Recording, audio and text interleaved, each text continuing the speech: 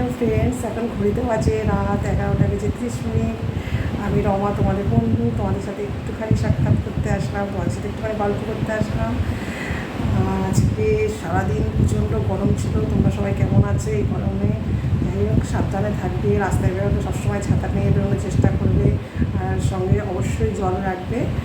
আর আমি তোমাদের সাথে একটা ছোট্ট ব্লগ করবো বা আমার একটা ভিডিও শেয়ার করবো বলে এসেছি। কালকে পয়লা বৈশাখ গেছে, শুভ নববর্ষ গেছে। এবার সেখানে আমি তো যে ব্যবসাটা করি, বিড়ির ব্যবসা, সেখান থেকে হালখাতা চিঠি এসেছিলো।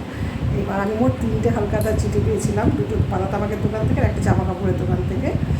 এবার আমি যে 2টো পাতা তামাকের দোকান থেকে হালখাতা করতে গিয়েছিলাম, সেখানে আমার খুব ভালো 2টো গিফট দিয়েছে, আমার খুব পছন্দ হয়েছে, আমার মনের মতো। তাই কারণ আমার বন্ধুদের সাথে একটু শেয়ার করি আমি কী পেয়েছি।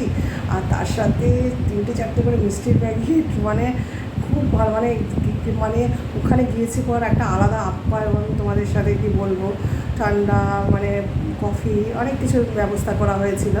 কিন্তু আমার যে গিফটগুলো পেয়েছি সেটাও বন্ধুদের সাথে শেয়ার করা যায়। এই দেখো বন্ধুরা, আমি কি পেয়েছি, একটা 5 লিটারের কুকার পেয়েছি ইন্ডাকশানে রান্না করার জন্য। আমার ইন্ডাকশান আছে, যদিও আমার কুকারটা কেনা ছিল না। যাই হোক, আমি ভালো একটা জিনিস পেয়ে গেলাম। ইন্ডাকশানও দেওয়া হয়েছিল, কিন্তু আমাকে ইন্ডাকশান দেয়নি, ভালো করেছে। আমার এই জিনিসটা খুব পছন্দ হয়েছে, মনের মতো হয়েছে। আর আরেকটা জিনিস যা পেয়েছি, একটা ওয়াটারপ্রুফ ভালো একটা কোম্পানির ব্যাগ পেয়েছি।